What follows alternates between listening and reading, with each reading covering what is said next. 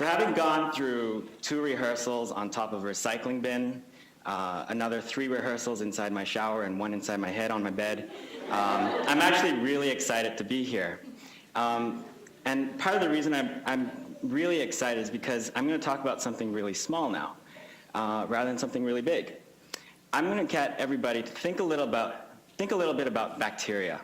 What comes to mind when you hear the word bacteria?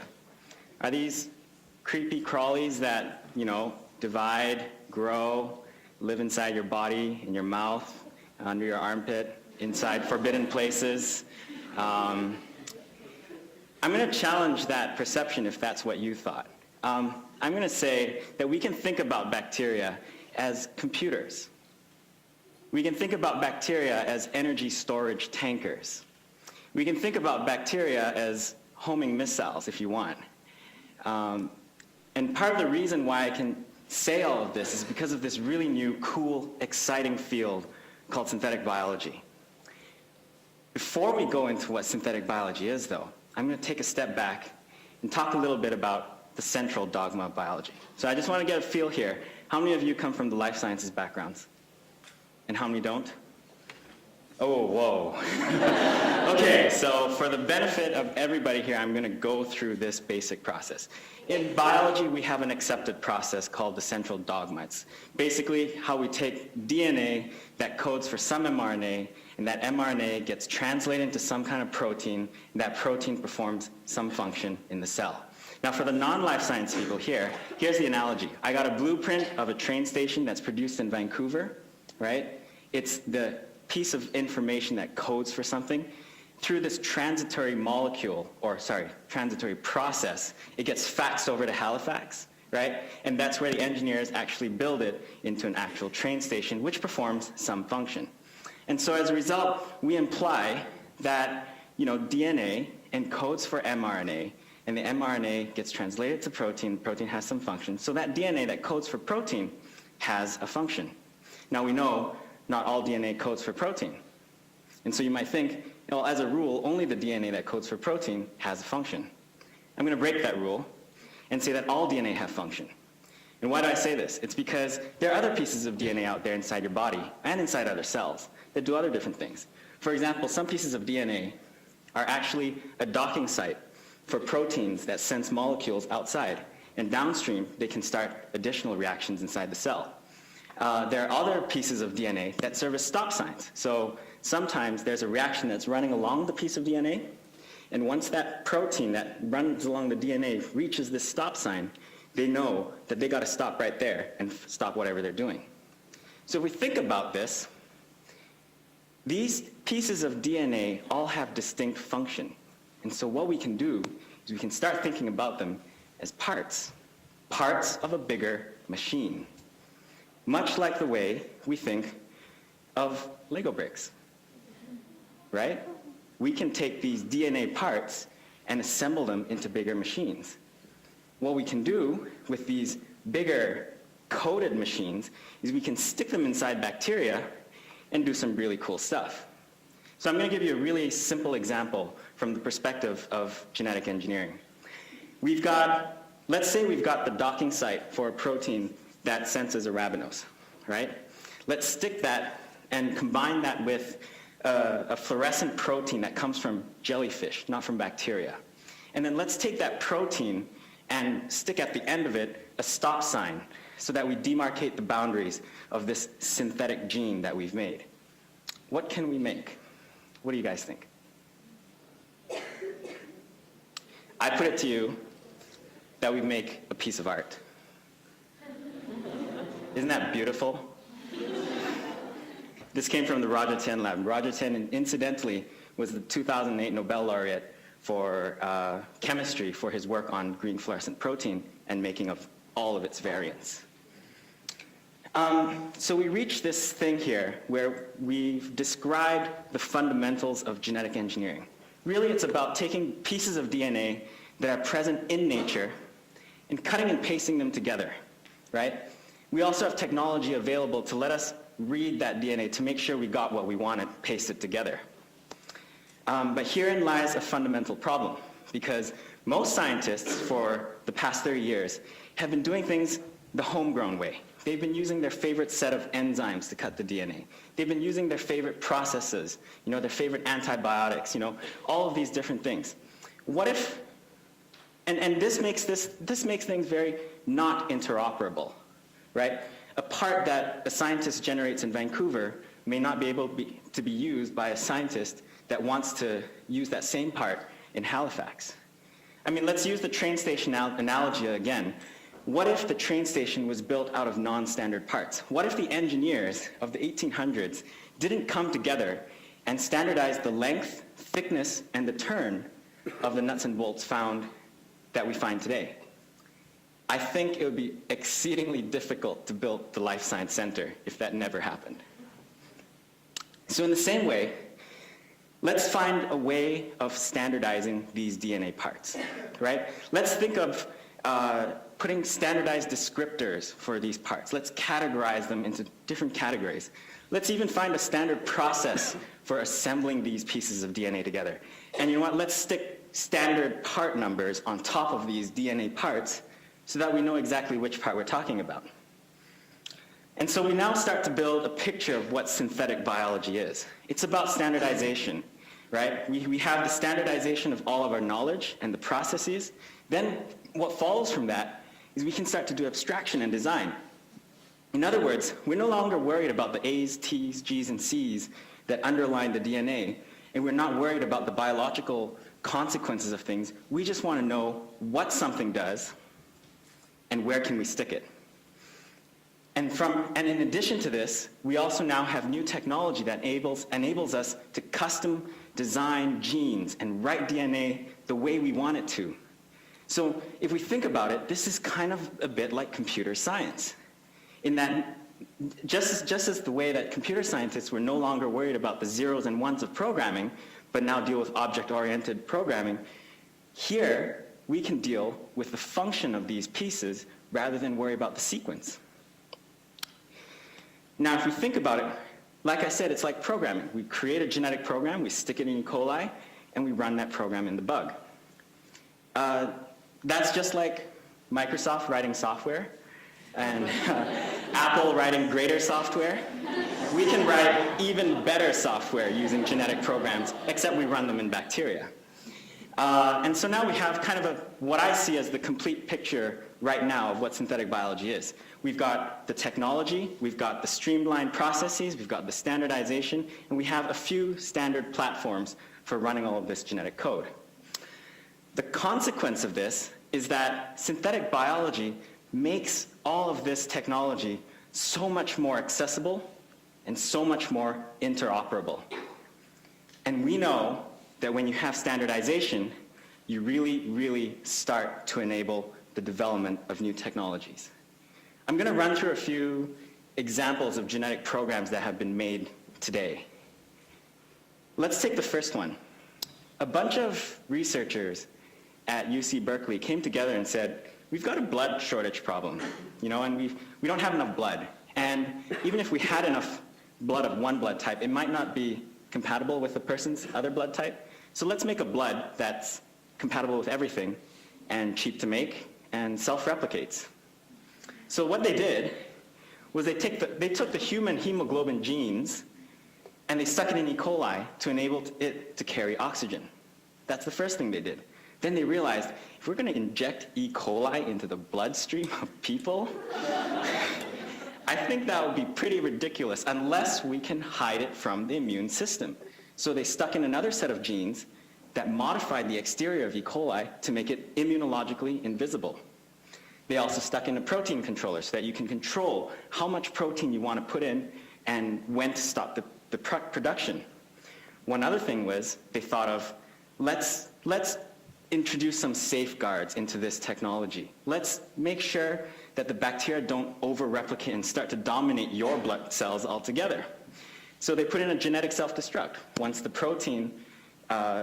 enough hemoglobin was made, they would shut down the cell by literally cutting up its own DNA.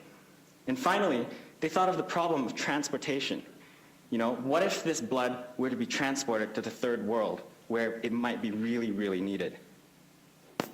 let's put in some genes then, or some genetic programs that enable the blood to be freeze-dried without harming the cell.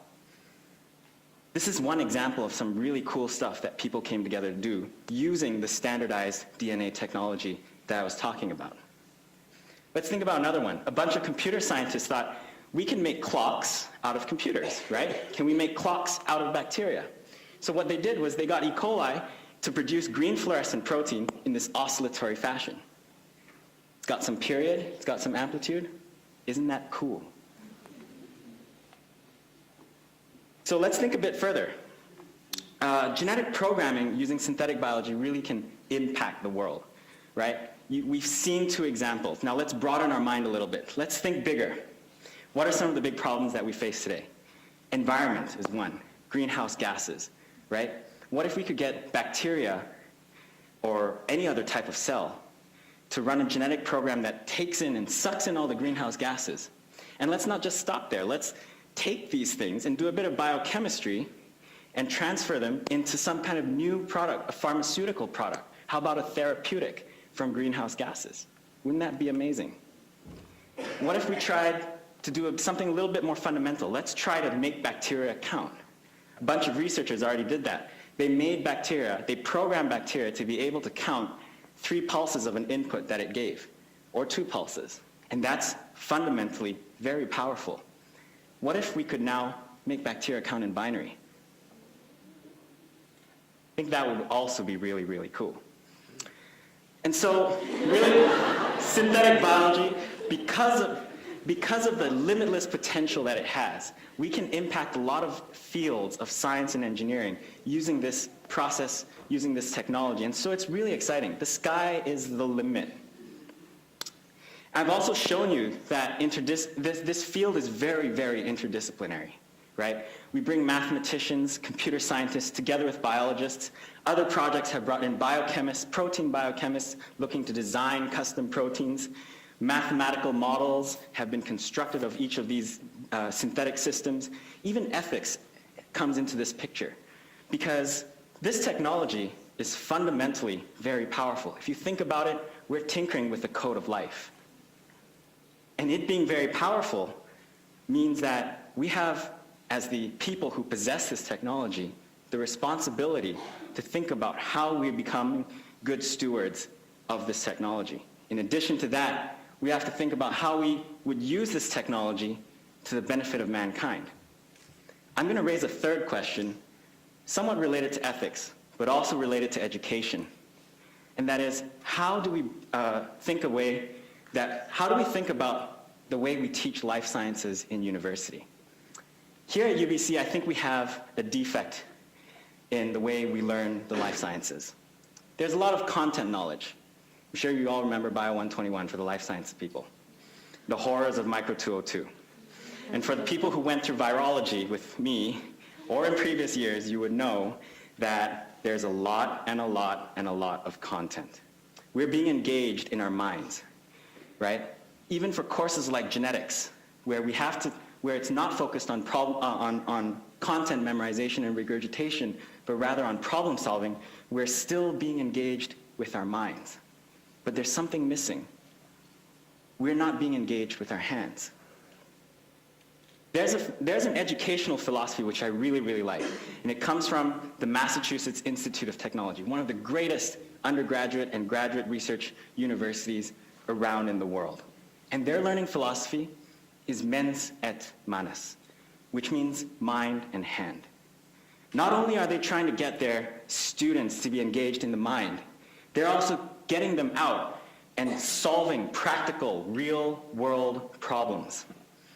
They recognize that not only can people who are pursuing PhDs contribute significantly to the research environment, people like me, undergraduates, can do the same thing too. And it's out of this engaging and empowering learning philosophy that came the International Genetically Engineered Machines Competition, also known as iGEM, which is the synthetic biology competition, the only and the premier synthetic biology competition for undergraduates worldwide.